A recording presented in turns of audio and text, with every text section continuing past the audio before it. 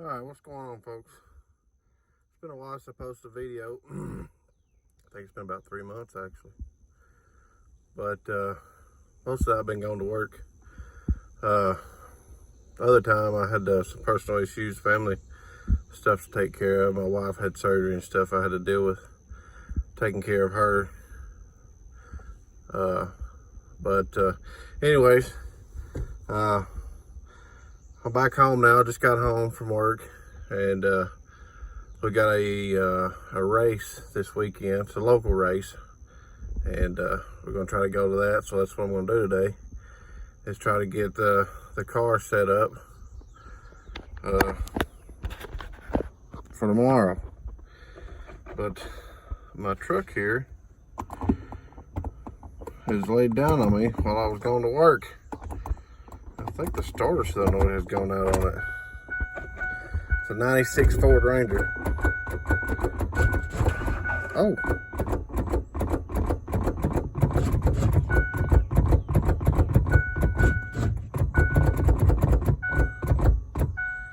Yeah, I think my starter cylinder has gone out. I was just clicking.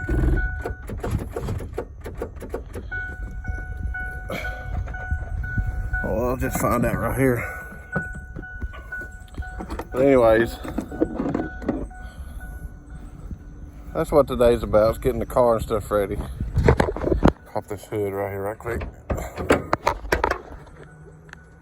It's a little 96 Ford Ranger. Turn the camera right here. This right here give me the answer if it's bad or not. My starter's still annoyed.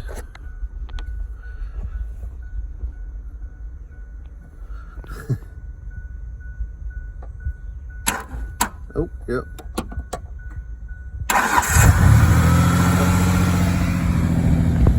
That's my answer. About $20 fix. Fired right up. Get ready for the Ford high stuff. Back there. That's all I wanted to know. Truck took a dump on me. Anyway, I'll fix that too right quick. Anyways, the rule, I gotta get the car ready. The rules stated that it had to have full interior. That's what the rule said, full interior. Say nothing about full factory interior. That's basically what I want to talk about. Is when you get ready to do an event, make sure you read the rules. Read them good, because somebody else is going to read them rules. They're going to use them to their advantage. So make sure you do the same thing. The rule stated factory, full interior. It didn't say full factory interior, it said full interior. So, as you can see, this is my backup seat right here. My backup seat. That's my passenger seat. So basically, what I do is I drilled holes in there. Nobody sits in it, nobody rides in it, nothing like that. So I put I drilled 2 holes in it, and an S550, and I screw it directly to the floorboard. And there's a seat over there on that side. So, and then I use my kirkey seat for the driver's side. That's still full interior.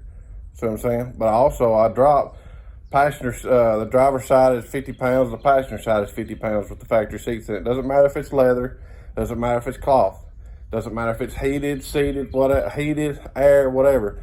Those, I've weighed the seats, compared them, they're 50 pounds. There was 5 pounds difference. If you got leather, heated and air, it's 55 pounds. If you got cloth, it's 50 pounds. So it really don't matter. But a kirkey seat, a kirkey seat with the Fat House valve is 16 pounds. And I think that kirkey seat is 6 pounds. So, 100 pounds, take that away, I was going to do the math. But anyways,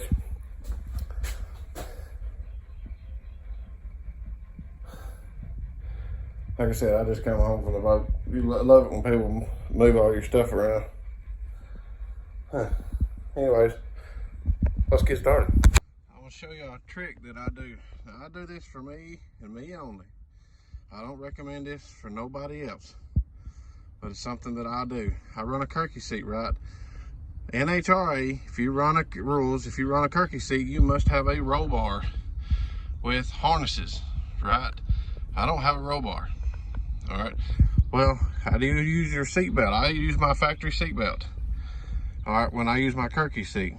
All right, what I do, now this will only work for 2018 and up.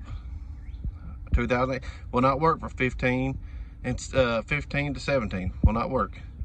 But on 18s and up, what I do is, see, I got all these bolts in, but I don't have that one in yet. I go back here to this one. I take this seat belt out. Nobody's back there. I put it in there. Just like that right there. I put that bolt in there just like it. Just like it right there. and tighten it down. Because on the kirkey seat, I got a little opening right here, and my factory seat belt will buckle right into that. No problem. Plenty of room to fit up between there, everything. You know, now that's what I use. It still has a seat belt. It still keeps me strapped in and everything. Make sure you go through the hole. Don't go on top. Don't go across yourself and stay on top of the seat. That really is not doing any justification or nothing like that. But you know, but I'm not. This really ain't the safest, but it's better than nothing. I only do it for myself. You know, I get away with it because I don't really run any sanctioned tracks, and if I do, they don't know about it. You know what I mean? So I don't recommend it for nobody. That's how I do it for myself. A little grilling before we go racing tonight.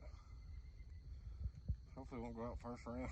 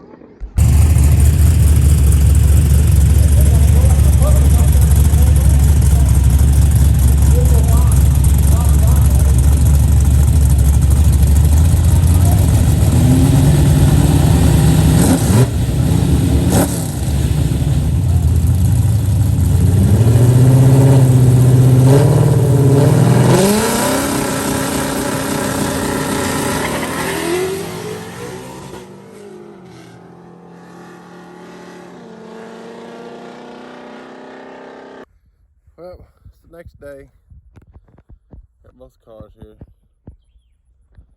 You know, wound up we got it in second place. That car that beat us, it was a LS swapped Fox body, a built motor. Come to think about it, every car race was built motor, but that's part of it, I guess. You know, that guy was fast.